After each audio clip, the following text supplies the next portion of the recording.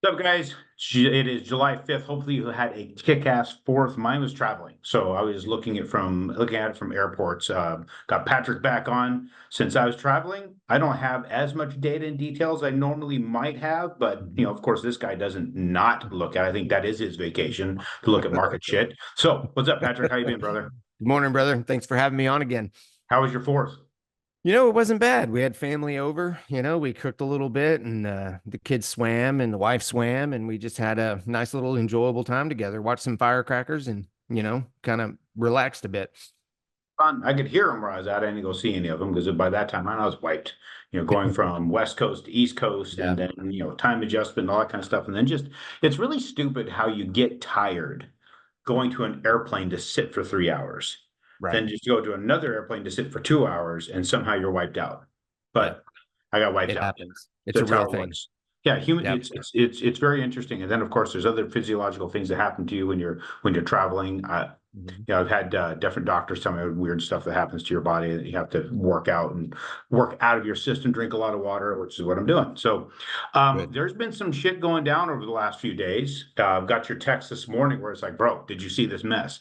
And there's a few things to chat about. So I'm just going to turn you loose on what really, really caught your attention over these last few days in the market. Now, guys, it was good for the interest rates. Saw a little bit of a bump up, a little bit of improvement. It was a huge, not huge, but it was good. But let's talk about what influenced that.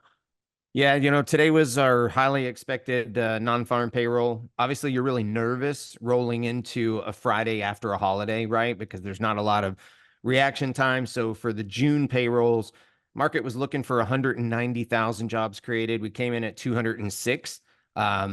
Interestingly enough, the unemployment rate moved up to 4.1% for the first time since November 2021. If you take COVID out of the way, you're talking December of 2017 is the highest unemployment rate we've been in quite some time, right? So there's obviously some damage happening.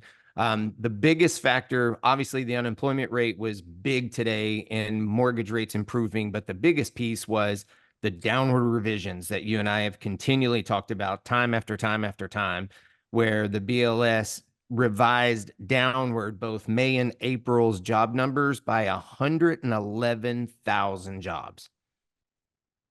So one's going to ask why. What speculation do we have to understand why would we have such a massive gap between reporting and revision? And this is a constant thing. We keep talking about it. What gets reported and what gets revised. What gets reported moves the market. What gets revised has little impact comparatively speaking. Right. So what the hell do you think is going on? Just your opinion.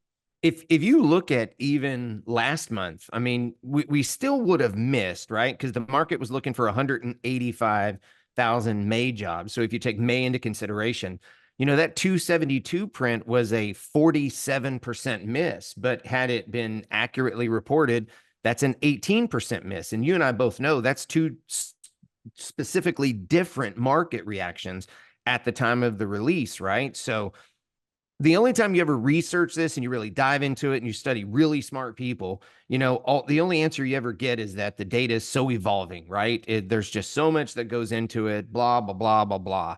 My personal opinion is that it has a direct correlation with part-time versus full-time, which you and I have talked about a lot, right? So there are initial reports stating that we actually lost I think the number was 28,000 full-time jobs and gained 50,000 part-time in just this report, right? So also reporting to that, I think there's stated that we've lost 1.6 million full-time jobs since June of 2023 and gained 1.8 million part-time. So the number is adding this part-time structure at a different level than we've ever historically seen. And I think that's what's causing a lot of this variance. I think also what you're referencing there, or at least what you're talking about there, is the fact that we're counting part-time differently than we used to count it, Right. adjusting how the numbers are looked at. No different than what they do with the CPI, Mhm. or no different than what they're doing with really, I mean, dang near everything that they're connecting, they're Right. calculating up. Look at how they now have they're saying the formula for a recession is. That's Yep. changed. The definition has changed there. So the definition continues to change to fit some other whatever narrative is wanting to be put out there, showing what they trying to at least let people believe what the economy is doing when it's really not doing that. I mean, I hate to say, because I've said it and I hate to say it because Yep. people like to say, well, this administration, I don't think this administration has really anything to do with it. You have I'm starting to believe more and more about it being a show.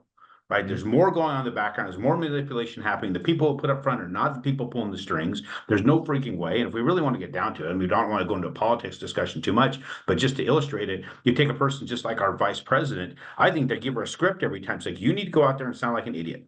You want Say to this, be this. this Yeah. person. We'll make you this person. You'll be the first person in that position ever, but you got to do what we want. Just read the script, just do the script and move on.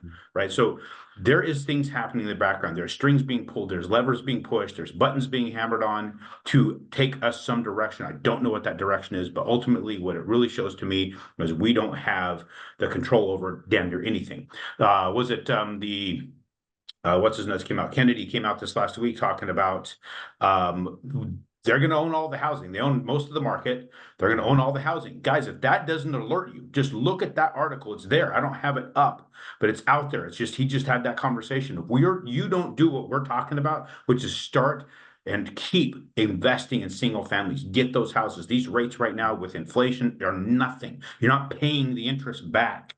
So that being the situation is nothing but going to help you generationally. It's going to help your family. It's going to help you in your current life and your current future. I don't know what else to tell you. You've got enough data out there, enough information we just hammered into you to own single families, period.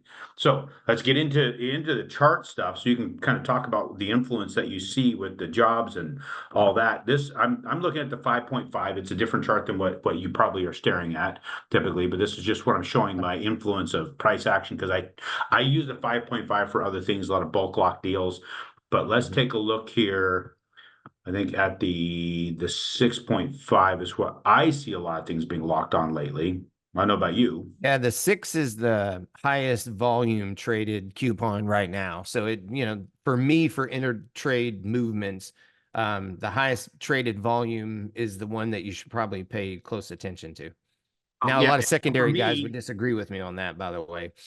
well, I'm 100% with you. So for me, when I'm doing investment properties, we're going to be looking at the 6.5. It's what I look at Right. quite a bit. And so I'll plug in, I'll have a chart for a layout just for that one, just to see where we're heading with that 6.5. And Yep. that's where, I'm seeing where this to me is our ceiling. We're going to keep hitting this ceiling, going below it. We're right at that ceiling. So I think we're at our personally just price action, we're at our peak. And there's our support that I'm tracking with that. If you're looking at the 6.0, which is what you're looking 6 at is for most, this is 125. Yep. Yep, this is your 125 is that ceiling. Yep, that's let me see here. I don't even think I have this ceiling outlined on this, but that one also you're talking about this is where most your owner occupiers are being priced at right now, Correct. correct? Yep.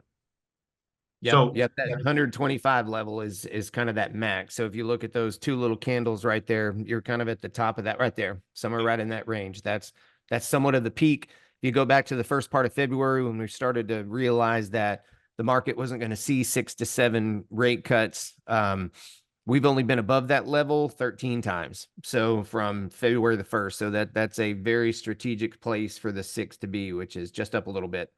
yeah, we're looking right Nope, a little bit right in more right here. there. Yep. Yep. So if you mark that, check that out. I mean, again, we've tested it a couple of times. We've popped up, we've come right back down. We've popped up, we've come right back down, spent most of the time below that. So that seems to be our strategic place in this coupon. And this is where, and when you guys talk about, just so you, all of you who are watching strategic place in the coupon, meaning this is the place where traders are watching, they're sending their sell orders most Yep. of the time because they're believing, okay, this is where most people are going to get out. And what they want to do is be able to get out of it before they do. Again, it's moving Right. before the next guy moves. It's a chess game. So right now, that's where this, if you look at our stochastic charts, we have the stochastic positive crossover. We're going to come up here just about the time we're hitting that line. If you look at it, right, Yep. that same price point, about where Yep. we're going to be in an oversold position. Looking right here, same. Look at that. It's checking. It's literally correlating. So agreed. That's where our ceiling is going to be. That 100.77 is our price point where I believe is going to be our ceiling in the 6.0. I'll save that is our chart. What are your thoughts going into the rest of the week? I mean, the rest of the month. We've got CPI coming out next Thursday. It'll be interesting to watch. I mean, the market's really starting to test the Fed a little bit in the idea that I think we really should see a July cut. I really do believe that we should. The market's still forecasting a 97% probability the Fed's not We going to do wager a anything. Perry's pork chop on that one. I'm going to say they hold it. Yep, I'm going to say they hold as well. And not to say that that holding is the right move, by the way. And I think we'll definitely see something in September. But these labor conditions they're really a big deal. I mean, because that's the one basis that everybody's been holding on. If you've noticed, continued claims continues to grow and expand week after week, Yep. meaning the number of people that are unable to immediately translate and find another immediate job upon filing initial claims. So that number's continually trending higher and higher and higher and higher. So I think we've definitively observed a softening in the labor market. We can at least say that unequivocally. That's been Powell's also his drum that he's been beating, right? We need to see less jobs, less jobs, less jobs, which really sucks when you think about that. For us to be Yeah. able to get our rates under control, people need to not have an income. That sucks.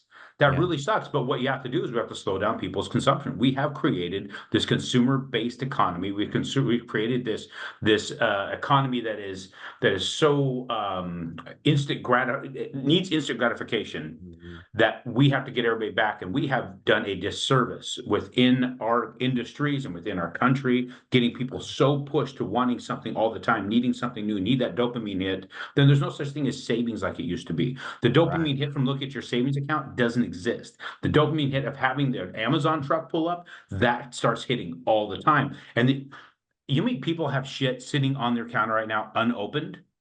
They didn't Oh, need whatever it is 100%. they ordered. They didn't need that crap. They just wanted to order it and have it. I have a ton of stuff on my shelves I'll probably never use. Never freaking use, but I have it. I think it can be found yesterday. I visited a fireworks stand, right? And as soon as I walked up, I was just in awe because normally these boxes that, come with some of the stuff that shoots up in the air, it's $80, $120 max. The first thing I do is I walk up, there's a $495 box, a $350 box. On the outside of it that stood as tall as a human being, there was a $1,050 box of fireworks, at which I freaked out about. I could never imagine in my lifetime spending it. But when I laughed at the guy, he said he had sold 3 of those up until this point, right? So it's Wow. credit card spending. I mean, we have yet to we complain about grocery expenses and insurance costs, both homeowners and auto, and we talk about all of these things that are robbing of our accounts. But when it comes to these things, we've still yet to find a valve to turn that off.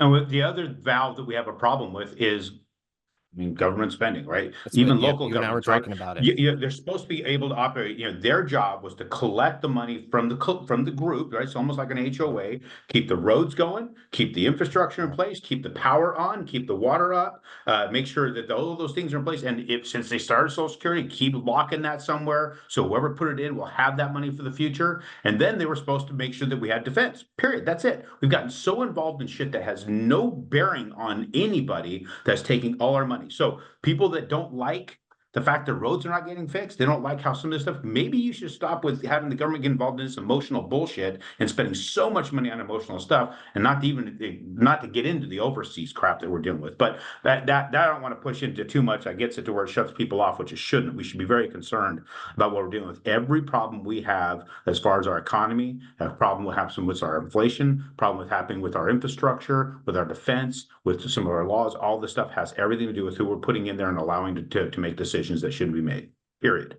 And no, we're at a place that 2024 is projected to having $1 trillion of interest paid on government carried debt for the first time in history, right? So if you think about it, we're a nation that brings in $6.5 trillion in federal tax revenue. So you're talking $1 trillion in interest debt. That's going to lead to a place where interest debt is going to be only second to Social Security, right? Which is an unbelievable thing to think that we're paying more in carried interest than we're going to spend towards defense spending this year.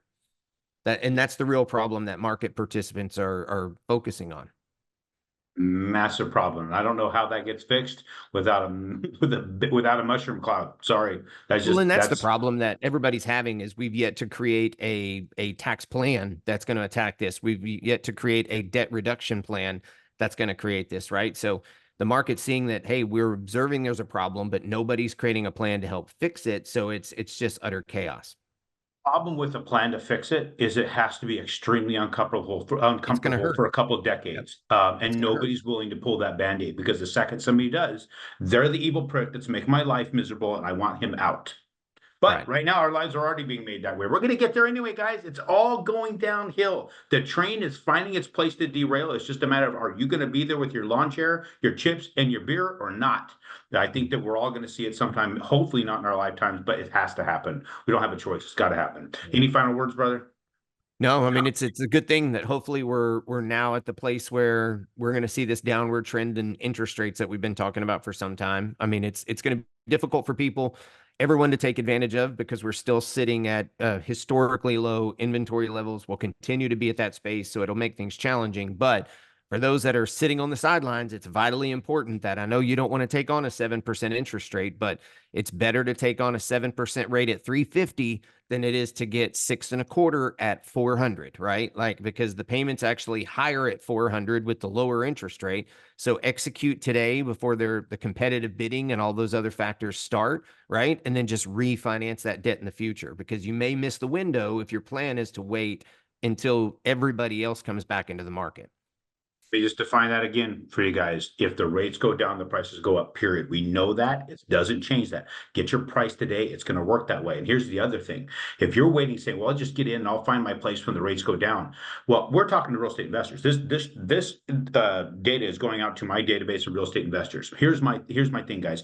Get in the market now. Find these deals now. Stay in the market. And if you're waiting for the rates to drop, and I don't know that they'll drop that much. Let's say they do. Let's say it goes back in the fives. You're in the market making deals. You could be locked into a deal at that time and get that low interest rate if it's possible. But if you're not in the market at all and you're waiting for that time, the people who are in the market, they're on the field, will get there. So I've used this analogy before. I'll use it again in close.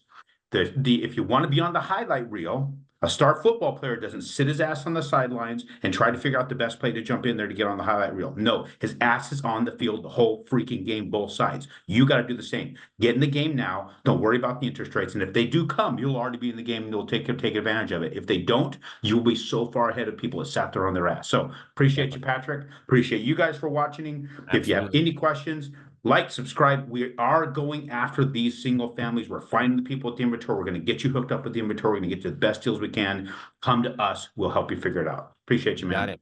Have a great day, brother. You, man.